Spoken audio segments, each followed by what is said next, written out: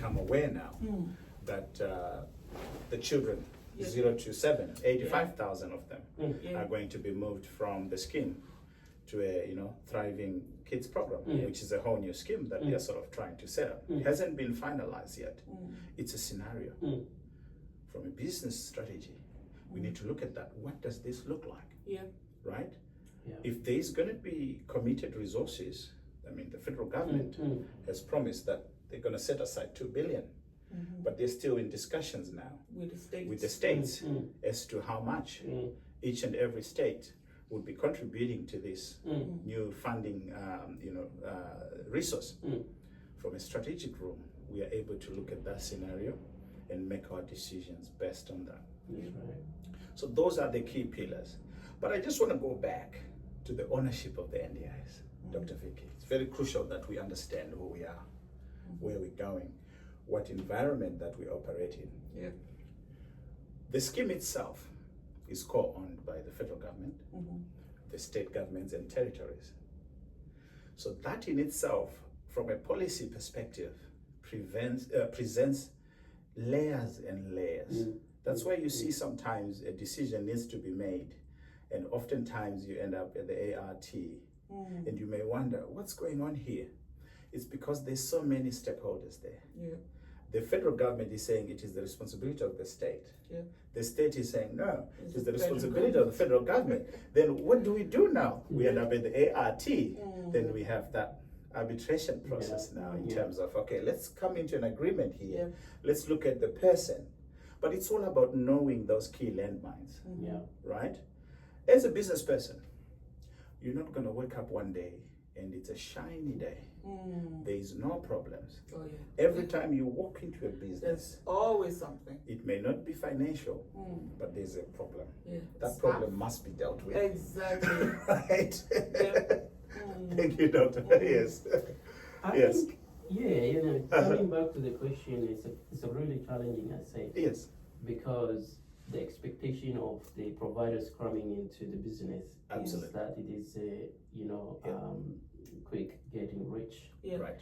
And the expectation is that high, and then when they hit the plateau, then now that's where, what's happening now? We thought this is what we thought, but that doesn't look like exactly. NDIS model is not like a quick money. It's not quick making money. But it is, if we've got that strategy room, if we've got the coaches around us, we would be able to make sure we cover all the due diligence, and then we can economize into, okay, sure, $5 could be something I'm making per hour. That is liquid pure, that is my money. Right. If I've covered all the other side of things, like you said, Now with $5 per hour, what else could I do? Is as a business owner, you could think, because like Dr. Vicky said earlier, when you were well enough and strong enough, you were doing a lot, 13 hours. But when you now you sort of need help and you got devastated with what happened, then now you felt, actually you thought you created the system, but the thing is, actually you created the job for yourself. When you're not present, the wheels should move. Exactly. Absolutely. Now the accelerator is a system. Yes. Accelerator is a system you create. If you wanted to actually scale it, and to move to the next level, that is actually the mindset you will be having. It's not NDIS, it's your mindset. It's the connection you have with the coaches and mentors. Maybe you can diversify the business. Yes. You're talking now. Because at this stage in NDIS business, if you're a company, now you've already created a system where the people working, you are leading because you are a visionary.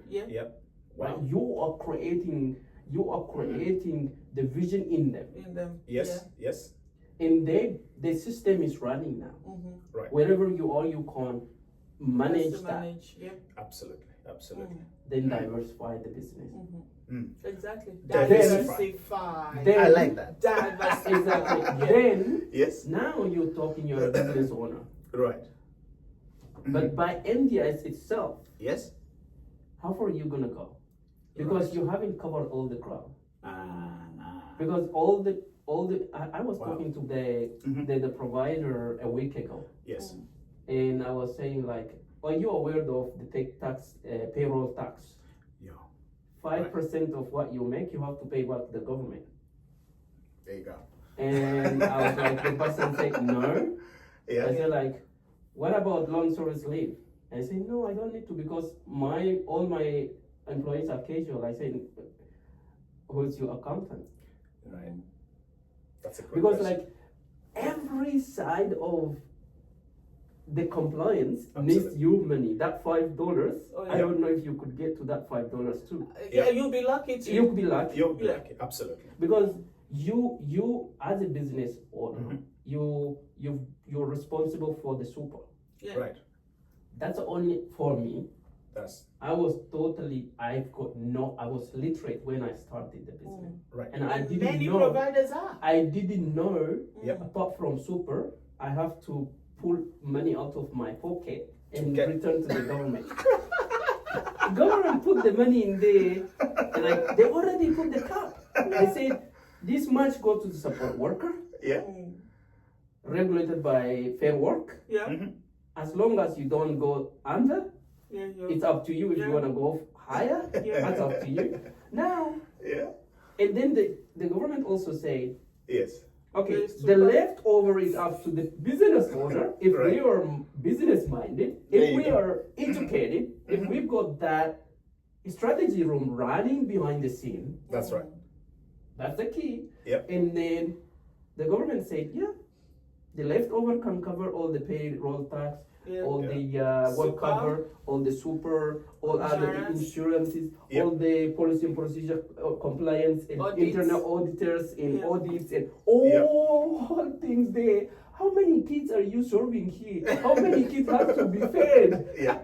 Now the government is my kid now, is Okay. it? Like because Yeah. how many mouths I have to feed Absolutely. out of this NDIS Yes. money? Yeah. Yep. Yep.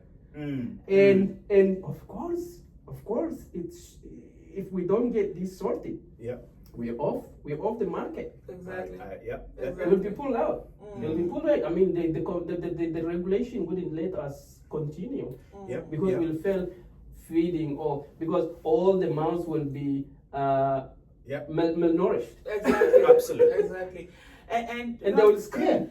Not just that alone. You see, all those, as we have obligations to NDIS, we Yeah. have obligation to ASIC, ATO, and all that. Yeah. Your super, if it's not paid in time, there is penalty. For- exactly, big big penalty. ones. Big penalty. I think it's like, Absolutely. is it 200% Absolutely. for the directors of the Yeah. company? Wow. Yeah. Wow. Wow. So imagine owing 20,000 and they're sending you bill of 150,000. Yeah. See, and Hmm. when we go back to it, I was in one of our events one time and I Mhm. was trying to explain this. Yeah. And an Australian woman there said, how will people not know that they have got to pay super? So I said, wait there. You're in Australia, you started working maybe at the age of 14. Yep. You're working as a checkout chick. Absolutely. You got to know about super.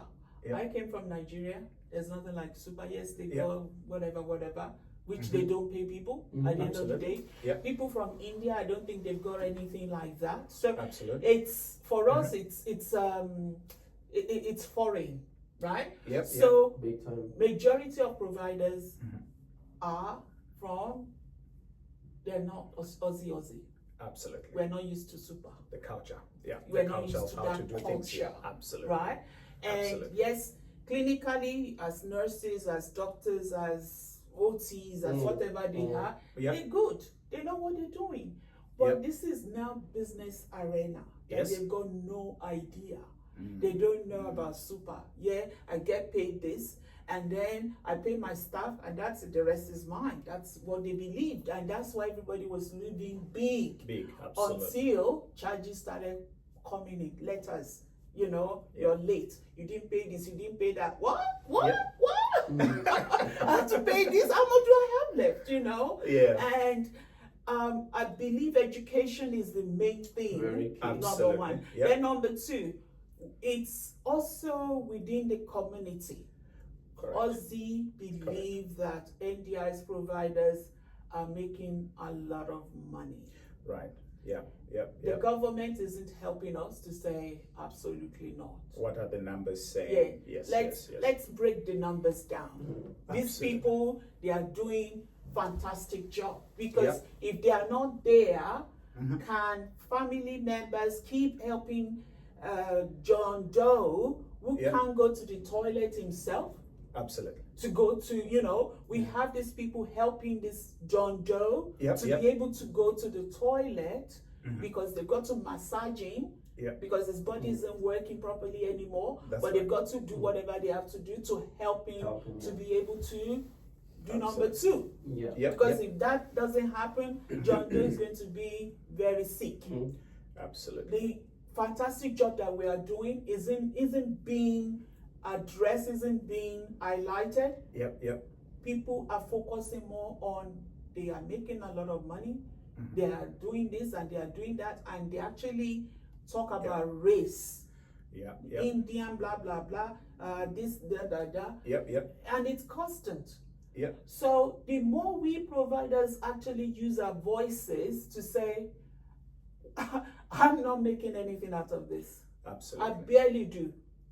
If I make $5 an hour, that means that's maybe good. That's actually good.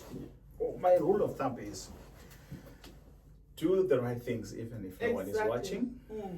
That's number one. Back to the issue of super tax. Anything you withhold on behalf of somebody, I like to look at it as other people's money. It's not mine. That super money is not ours. It's someone else, money. So from a business perspective, we need to understand that. But if I may just buffer your point there, Brother Abib, you had a scenario when you look at the corporate governance, the way it was designed, right? They had big corporates in mind. The intention was not to sort of provide a guide for small businesses. Perhaps the question we should ask now is, what does corporate governance look like for small businesses? I would go as far as to perhaps posit a point here, that when you look at the mandatory module or the NDIS standards that you have, you've got the code of conduct, which only addresses support workers. But the code of conduct for a director is very different. We have to consider issues of fiduciary duty, financial management. And I would like to see a scenario perhaps as the changes continue to evolve, the standards to be able to speak a little bit more on some of those critical areas. So if it's an audit, we need to see exactly how our financial performance is looking like. For the not-for-profit though, it's very easy there, Doctor, because the charity's commission obliges them to report.